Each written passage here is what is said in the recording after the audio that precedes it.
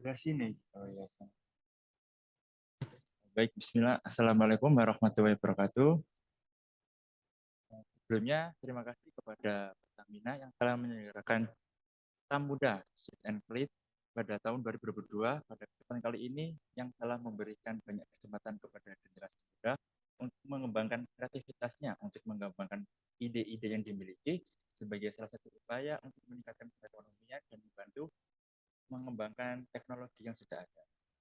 Ini salah satu perwakilan dari Universitas Trunojoyo.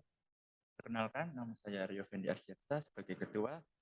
Di samping itu ada anggota saya yang kedua, yaitu Wahyu Rohmatul Abidin. Dalam kesempatan kali ini, kami berkolaborasi ingin menyampaikan atau memaparkan bahwa kita membuat aplikasi yang dimana aplikasi ini gunakan untuk membeli atau memenuhi kebutuhan pokok yang kebanyakan orang Indonesia itu mengkonsumsinya, yaitu bahan pokok.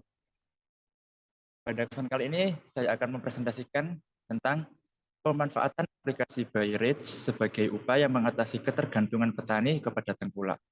Studi kasus kita lakukan pada petani padi di Kabupaten Lamongan.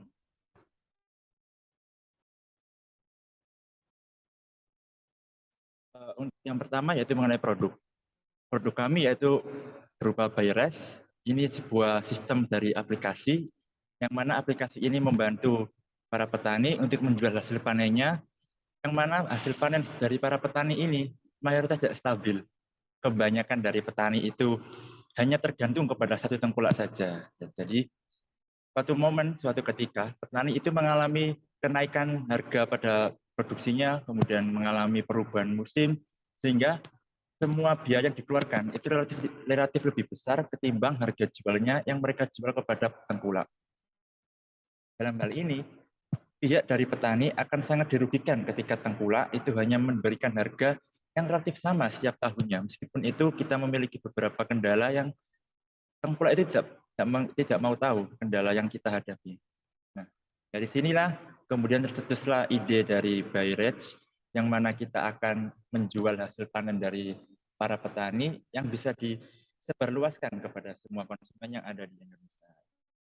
Yang pertama, kita memiliki varian produk. Varian produk kita terdiri dari 4 varian. Yang pertama, ada beras dengan kualitas A. Kualitas A ini yaitu beras dengan standar basic.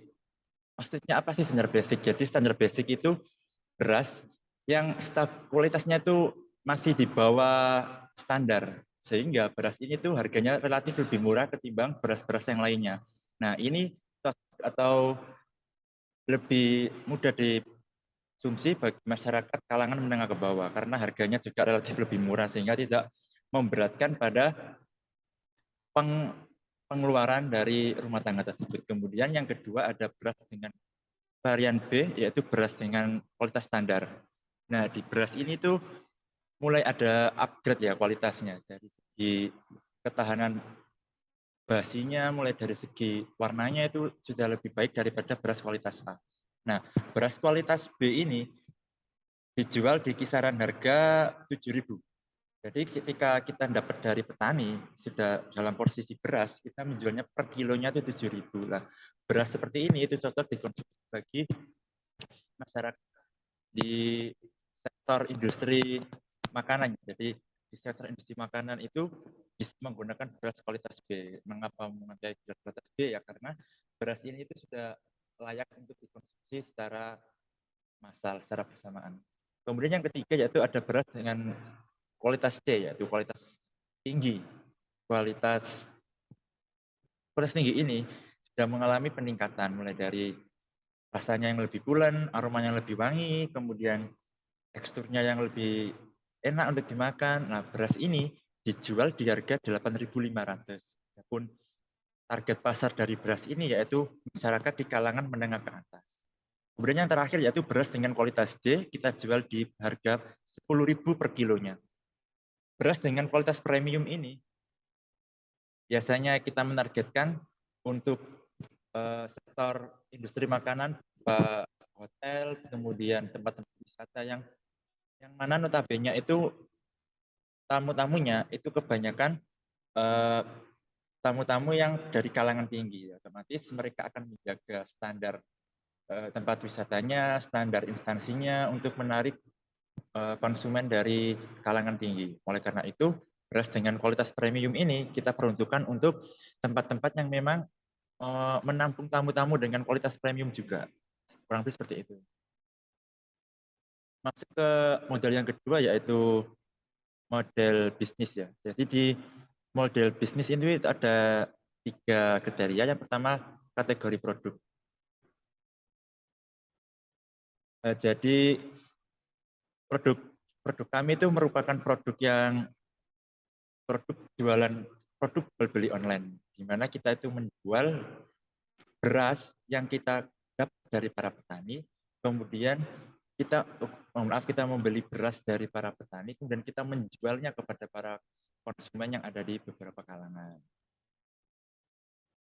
Dari sinilah beras yang kita dapatkan itu kita melakukan hubungan kerjasama ya. Jadi ada hubungan kerjasama antara kita dengan pihak petani, yang mana kedua belah pihak ini dihubungkan dari kepala desa. Jadi kepala desa itu kita ajak kolaborasi untuk mengikat pada semua petani yang ada di desa itu untuk mensuplai kepada Bayerage sebagai restock barang untuk memenuhi kebutuhan konsumen. Kemudian yang kedua yaitu model bisnis. Jadi pada model bisnis ini Bayres akan menjual produk pangan berupa beras dari hasil panen petani yang ada di Lamongan. Beras yang kita dapatkan ini ada hubungan kerjasama dari beberapa stakeholder. Yang pertama tadi dari petani. Petani kita jadikan sebagai suplai utama untuk memenuhi stok barang kita. Kemudian yang kedua itu dari kepala desa sebagai penghubung antara Bayres dengan para petani. Kemudian yang ketiga itu ada dari Karang Taruna.